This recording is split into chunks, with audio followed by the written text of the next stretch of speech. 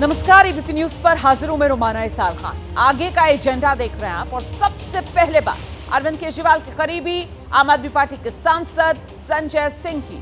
शराब घोटाले में गिरफ्तार हुए थे और अब जमानत पर जेल की सलाखों से बाहर है। दावा आम आदमी पार्टी की तरफ से यह किया गया है कि आज संजय सिंह की तरफ से बड़ा खुलासा किया जाने वाला है। आम आदमी पार्टी की तरफ से जानकारी दी गई है, संजय सिंह आज बड़ा खुलासा करेंगे। बाकायदा प्रेस कॉन्फ्रेंस करके संजय सिंह ये बड़ा खुलासा देश के सामने रखने जा रहे हैं।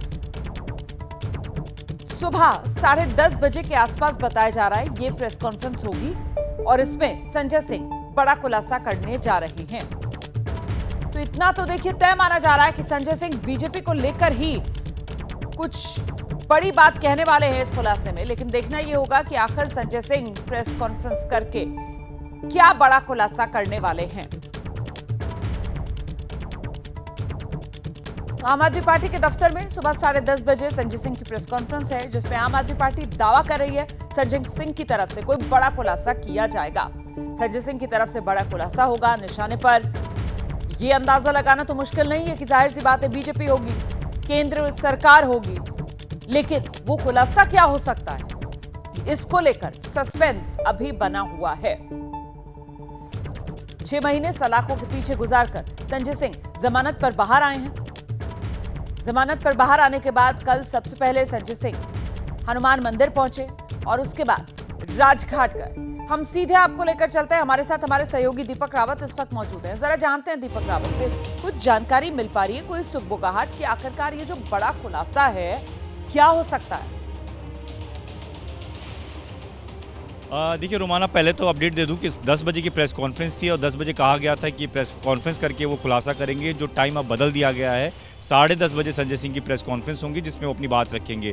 दूसरी बड़ी बात यह है कि इस केस से जुड़ी तमाम चीज़ें जो है आम आदमी पार्टी के नेता पहले भी रखते रहे, लेकिन संजय सिंह के साथ सुप्रीम कोर्ट ने उनको पहले ही रोक दिया है कि वो इस मामले में उनका जो रोल है इस पूरे मामले में, उसको लेकर वो कोई बात बाहर नहीं रख सकते हैं जब तक जांच चल रही है। तो स्वाभाविक सी बात है कि वो अपने बारे में तो नहीं रखेंगे, लेकिन जो जानकारी मिल रही है वो इलेक्टोरल बॉन्ड को लेकर, बीजेपी को लेकर कुछ नए तथ्य सामने जरूर रखेंगे। उन्होंने उस दिन भी, जिस दिन वो बाहर आए थे, उस दिन भी ये कहा था कि मैं भले अपने रोल के बारे में या अपनी जांच के बारे में बात न कर सकूं, लेकिन मनीष सिसोदिया, अरविंद केजरीवाल और सत्येंद्र जैन के बारे में जरूर बोल सकता हूं। तो सीधा इशारा उन्होंने उस दिन कर ही दिया था और शराब नीति को लेकर कहीं ना कहीं कुछ ना कुछ उससे जुड़ा हुआ मामला जरूर हो सकता है।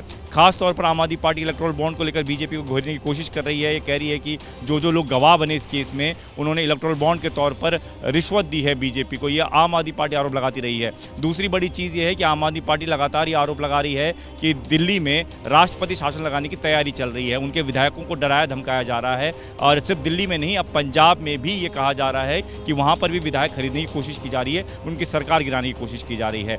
तो संजय सिंह वो माध्यम है जो कि तमाम विधायकों को जोड़ के रखते हैं पार्टी में पहले से ही। तो ऐसे में संजय सिंह उससे जुड़ा कोई बड़ा तथ्य जो है वो जरूर सामने रख सकते हैं, लेकिन फिलहाल 10:30 बजे का इंतजार है रोमाना। जब सुबह 10:30 बजे का इंतजार है। ये अलग अलग मुद्दे जो हैं वो दीपक रावत ने बड़े विस्तार से सबके सामने रख दिए हैं और देखना ये होगा कि आखिरकार इनमें से वो कौन सा मुद्दा जिससे जुड़ा कोई बड़ा खुलासा, जिसका दावा आम आदमी पार्टी कर रही है, वो संजय सिंह करेंगे। इस बीच बीजेपी भ्रष्टाचार के मुद्दे पर लगातार आम आदमी पार्टी को घेर रही है और आम आदमी पार्टी बीजेपी पर साजिश कर नेताओं को फंसाने का आरोप लगा रही है। ये आर पार देखिए।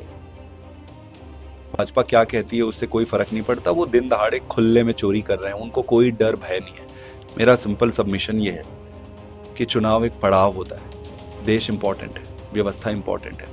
भारतीय जनता पार्टी से हाथ जोड़ के निवेदन है कि वोट के लिए, टेम्परेरी फायदे के लिए देश को बर्बाद मत करिए, देश के साथ गद्दारी मत करिए। आप अरविंद केजरीवाल से ज्यादा अच्छा काम करो और चुनाव जीत जाओ। ये तो बड़ा सिंपल, सरल, सीधा फॉर्मूला है। आपको चोरी करने की क्या जरूरत पड़ रही है? किसी आंदोलन के कारण जेल में नहीं गए हैं, अपितु धोखेबाजी, जालसाजी, रिश्वतखोरी के केस में जमानत पर छूटे हैं और बाकी जेल में हैं। एक तरफ शराब घोटाले में लिप्त व्यक्ति और एक तरफ जेल की सलाखों के पीछे देश की स्वतंत्रता के लिए जिन्होंने एक कदम भी नहीं झुके। एक तरफ संविधान निर्माता और दूसरी तरफ केजरीवाल जो संविधान को मानता नहीं। ये ड्रामेबाजी बंद होनी चाहिए। और उधर सलाखों के पीछे से दिल्ली के पूर्व डिप्टी सीएम मनीष सिसोदिया ने एक चिट्ठी लिखी है अपनी विधानसभा के लोगों के नाम। मनीष सिसोदिया ने ये चिट्ठी लिखी। इस चिट्ठी में मनीष सिसोदिया ने कहा है जल्दी ही जेल से वो बाहर आएंगे, शिक्षा क्रांति जिंदाबाद, लव यू ऑल। ये तमाम बातें हैं जो मनीष सिसोदिया की तरफ से इस चिट्ठी में लिखी गई हैं। पिछले 1 साल में मुझे सबकी बहुत याद आई, सबने बहुत ईमानदारी से मिलकर काम किया। जैसे आजादी के समय सबने लड़ाई लड़ी, वैसे ही हम अच्छी शिक्षा और स्कूल के लिए लड़ाई लड़ रहे हैं। अंग्रेजों की तानाशाही के बाद भी आजादी का सपना सच हुआ और वैसे ही एक दिन हर बच्चे को सही और अच्छी शिक्षा का सपना भी साकार होगा। अंग्रेजों को भी अपनी सत्ता का बहुत घमंड था। अंग्रेज भी झूठे आरोप लगाकर लोगों को जेल में बंद करते थे। अंग्रेजों ने कई साल तक गांधी जी को जेल में रखा। गांधी जी जैसे लोग मेरी प्रेरणा, आप सब मेरी ताकत। ये वो चिट्ठी जो मनीष सिसोदिया ने अपने विधानसभा के लोगों को भेजी है। और आइए अब आगे बढ़ते हैं, अगली बड़ी खबर का रुख करते हैं। लोकसभा चुनाव के लिए प्रचार युद्ध तेज हो गया है और इस बीच लोकसभा चुनाव के लिए आज कांग्रेस अपने वादों का पिटारा खोलने जा रही है। जी, आज कांग्रेस का घोषणा पत्र जारी होगा। सुबह 11:30 बजे कांग्रेस मुख्यालय में पार्टी अध्यक्ष मल्लिकार्जुन खड़गे और राहुल गांधी की मौजूदगी में घोषणा पत्र जारी किया जाएगा। कांग्रेस के मुताबिक घोषणा पत्र पार्टी के 5 न्याय 25 गारंटी पर आधारित होगा।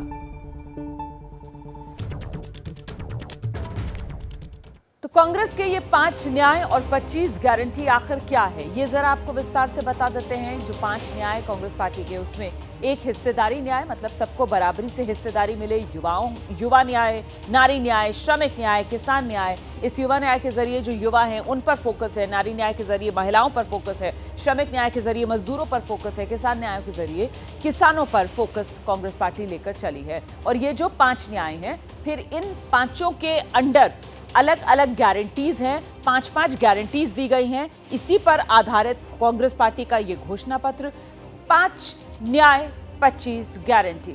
इसी पर और जानकारी के लिए सीधे आपको लेकर चलेंगे। हमारे साथ हमारे 2 सहयोगी इस वक्त मौजूद हैं। दिल्ली से आशीष कुमार सिंह, वायनाड से जैनेंद्र हमारे साथ जुड़ गए हैं। पहले जैनेंद्र के पास आपको लेकर चलते हैं और जरा जानते हैं जैनेंद्र से, क्या है कांग्रेस पार्टी की बड़ी तैयारी इस घोषणा पत्र को लेकर? लोगों की राय लेकर ही तैयार किया गया है? बिल्कुल रोमाना, घोषणा पत्र के लिए कमेटी बनाई गई थी। पी चिदम्बरम उसके प्रमुख थे और लोगों से राय शुमारी की गई और उसके अलावा आंतरिक बैठकों के बाद इस दस्तावेज को तैयार किया गया, जिसे कांग्रेस वर्किंग कमेटी के सामने पेश किया गया और फिर कांग्रेस वर्किंग कमेटी की मुहर के बाद आज फाइनली इसको जारी किया जा रहा है। सबसे बड़ी बात एक ये है कि घोषणा पत्र का नाम कांग्रेस ने न्याय पत्र रखा है। तो कांग्रेस घोषणा पत्र जारी करने की बजाय कहेगी कि हम न्याय पत्र जारी कर रहे हैं। और जो 5 बड़ी बातें होंगी उसमें सबसे अहम है युवाओं के लिए 30 लाख सरकारी पदों पर भर्ती केंद्र सरकार में, महिलाओं के लिए गरीब परिवारों की महिलाओं को 1 लाख सालाना देने का ऐलान और इसके अलावा जाति जनगणना आरक्षण की सीमा को बढ़ाना, मनरेगा मजदूरों की जो दैनिक मजदूरी है वो 400 रुपए करना और किसानों के मद्देनजर एमएसपी को लेकर गारंटी पर कानून बनाना। ये 5 बड़े हाईलाइट हैं जिनको कांग्रेस पहले से ही जारी कर चुकी है। इसके अलावा जांच एजेंसियों के दुरुपयोग को रोकने के लिए पीएमएलए कानून में बदलाव पर ऐलान संभव है। सच्चर कमेटी की सिफारिशों को लागू करने का ऐलान संभव है। इलेक्टोरल बॉन्ड की जांच करवाने की बात कांग्रेस अपने घोषणा पत्र में कह सकती है। तो ये बड़ी बातें रहने वाली है जिसमें लोगों के लिए, आम लोगों के लिए लुभावने वादे होंगे और साथ में जो राजनीतिक सवाल है उनके मद्देनजर भी बड़े ऐलान होंगे जिस पर जिनको लेकर कि बीजेपी पर कांग्रेस निशाना साध सके। एक अहम बात आखिर में यह भी है कि आज दिल्ली में कांग्रेस अध्यक्ष मल्लिकार्जुन खड़गे और राहुल गांधी घोषणा पत्र को जारी करेंगे और इसके बाद उत्तर और दक्षिण में 2 कार्यक्रम कांग्रेस ने तय किए हैं। कल जयपुर में मल्लिकार्जुन खड़गे और सोनिया गांधी इस घोषणा पत्र को जारी करेंगे और इसके बाद शाम के वक्त में हैदराबाद में राहुल गांधी और प्रियंका गांधी की रैली होगी, जिसमें कि एक बार फिर से दक्षिण भारत के मद्देनजर इस घोषणा पत्र को जारी किया जाएगा। सुबह 11:30 बजे अब से कुछ देर बाद दिल्ली में कांग्रेस मुख्यालय में मल्लिकार्जुन खड़गे और राहुल गांधी कांग्रेस पार्टी के घोषणा पत्र को जारी करेंगे, जिसका नाम कांग्रेस ने न्याय पत्र रखा है।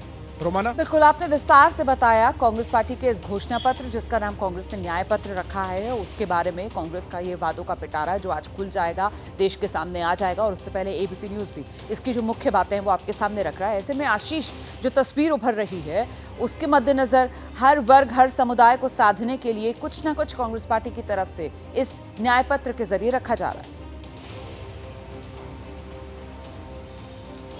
देखिए रोमाना, ऐसा चुनौतीपूर्ण वक्त है जब जो फ्लीट है एक के बाद एक बड़े बड़े चर्चित चेहरे जो इन्फ्लुएंस करते थे लोगों की सोच को, वो कांग्रेस पार्टी को छोड़ करके जा रहे हैं। डिफ़िकल्ट टाइम से, और शायद यही वजह है कि 8 करोड़ परिवारों तक पहुंचने का जो एक बहुत highly ambitious target Congress party ने अपने सामने रखा है, वो लोगों तक पहुंचाना अपने मैनिफेस्टो के माध्यम से मुझे लगता है सबसे बड़ी चुनौती रहेगी कि किस तरह से लोगों को कन्विंस कर सके।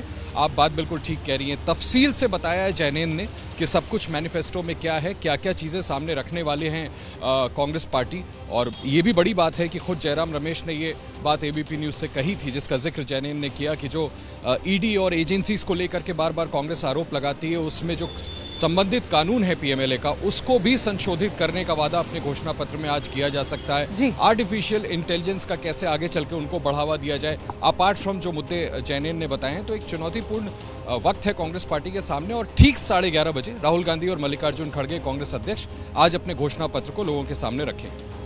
बहुत शुक्रिया आपका आशीष, इस तमाम जानकारी के लिए। जैनेंद्र हमारे साथ बने हुए हैं। अभी अगली बड़ी खबर का हम रुख करेंगे। बिहार से ये खबर है, जहां मुकेश सहनी की राजनीति को लेकर सूत्रों के हवाले से जानकारी आ रही है। मुकेश सहनी की पार्टी वीआईपी भी जो इंडिया गठबंधन है बिहार में, उसका हिस्सा बन सकती है। सूत्रों का दावा है आज दोपहर पटना में इसका ऐलान हो सकता है।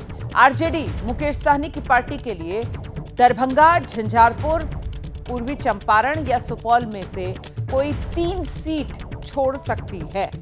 हम सीधे आपको लेकर चलते हैं। जैनेंद्र इस वक्त हमारे साथ मौजूद हैं। जैनेंद्र, संख्या के लिहाज से 2019 की तरह इस बार भी वही 3 सीट वाला फॉर्मूला, लेकिन वो 3 सीटें कौन सी होंगी, इसको लेकर अभी तस्वीर साफ नहीं है।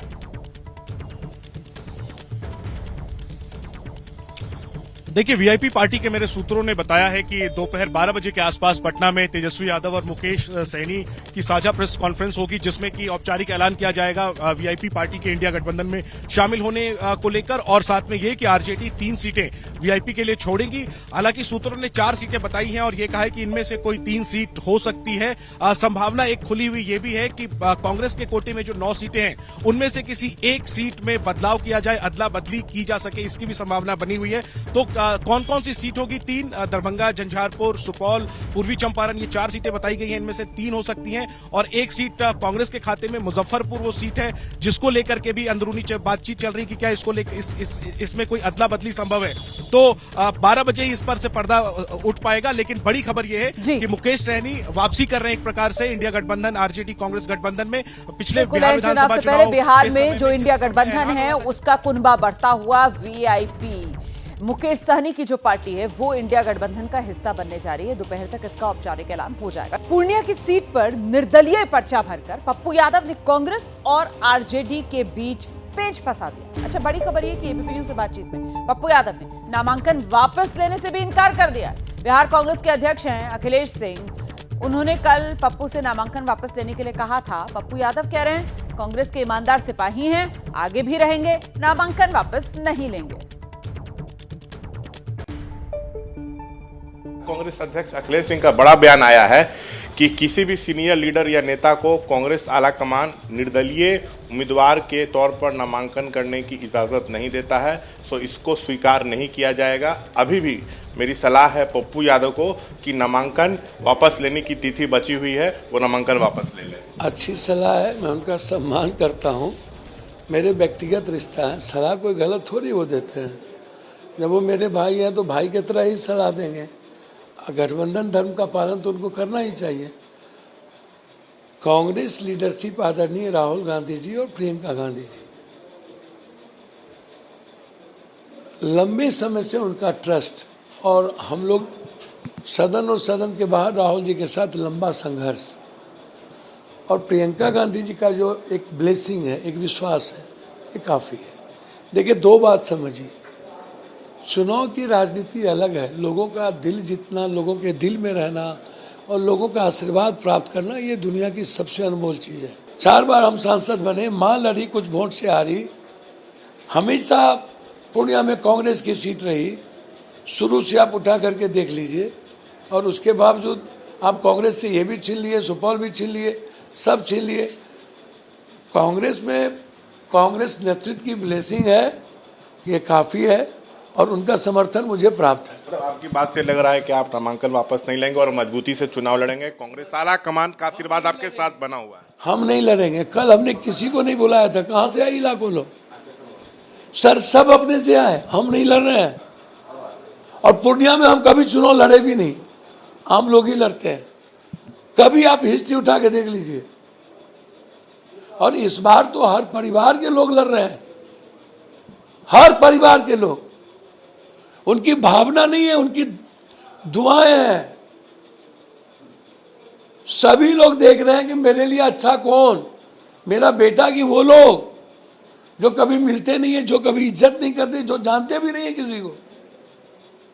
तो इसीलिए ये माँ का फैसला है और मेरे पूर्णिया के जिसको मैं भगवान मानता हूँ उसका फैसला है, और उसका फैसला मेरे लिए भगवान की तरह है। उधर सर चर्चा ये हो रही है कि भले आपने अपनी पार्टी आगे का एजेंडा देख रहे हैं आप। इस वक्त की बड़ी खबर, आम आदमी पार्टी की तरफ से प्रेस कॉन्फ्रेंस। संजय सिंह ये प्रेस कॉन्फ्रेंस करने वाले हैं और पार्टी ने दावा ये किया है कि संजय सिंह इस प्रेस कॉन्फ्रेंस के जरिए कोई बड़ा खुलासा करने जा रहे हैं।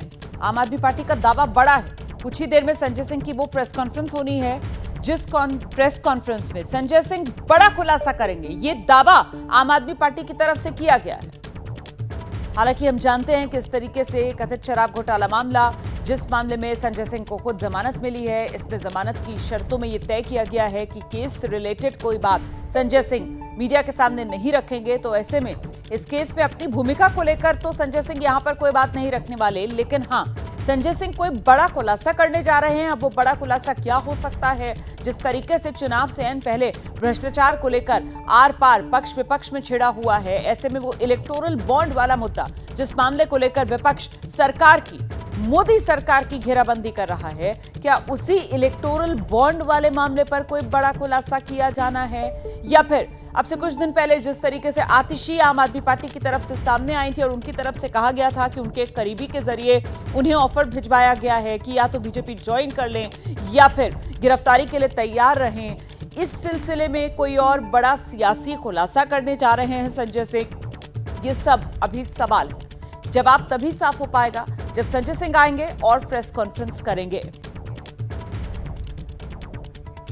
तो ये वो प्रेस कॉन्फ्रेंस जो होनी है आम आदमी पार्टी के मुख्यालय में। जैसे ही संजय सिंह पहुंचेंगे, पीसी शुरू होगी, आपको फिर से लिए चलेंगे। इस बीच दिल्ली के मुख्यमंत्री अरविंद केजरीवाल, हम सब जानते हैं, सलाखों के पीछे, और केजरीवाल की जो पत्नी है सुनीता केजरीवाल, वो केजरीवाल के जो संदेश हैं वो मीडिया के सामने रख रही हैं। सुनीता वीडियो मैसेज के जरिए केजरीवाल का संदेश लोगों तक पहुंचाने का काम कर रही हैं। सुनीता केजरीवाल का एक नया वीडियो भी सामने आया, जिसके बाद विवाद भी शुरू हो गया। और विवाद की वजह है वीडियो में शहीद भगत सिंह और बाबा साहेब अंबेडकर के साथ ही अरविंद केजरीवाल की तस्वीर।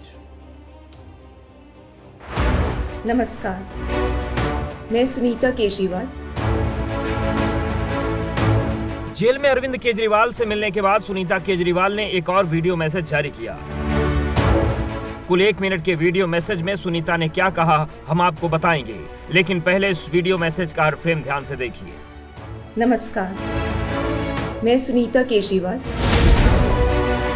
सुनीता केजरीवाल के पीछे एक तरफ शहीद आजम भगत सिंह की तस्वीर है, दूसरी तरफ बाबा साहेब अंबेडकर की तस्वीर है, और सुनीता के ठीक पीछे फ्रेम के बीच में सलाखों के बीच कैद केजरीवाल की तस्वीर है।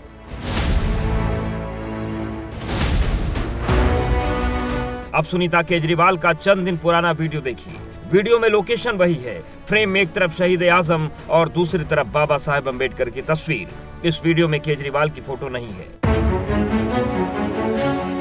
दोनों वीडियो में चंद दिन का फर्क है, लेकिन दोनों वीडियो की मैसेजिंग में बड़ा फर्क है और इसी फर्क को लेकर सवाल उठाए जा रहे हैं। विपक्ष सवाल पूछ रहा है कि क्या अरविंद केजरीवाल का दर्जा शहीद आजम और बाबा साहब के बराबर हो गया है?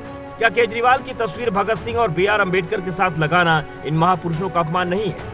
लेकिन हमें आपत्ति है उन महापुरुषों के बीच में ऐसे व्यक्ति को जो जेल के अंदर हो, भ्रष्टाचार के आरोप में जेल के अंदर हो, उनके साथ आप अपनी तस्वीर लगाएंगे। हम मांग करेंगे लेफ्टिनेंट गवर्नर साहब से कि इस चीज का कॉग्निजेंस लें, क्योंकि वो जो कुर्सी है वो मुख्यमंत्री की कुर्सी है।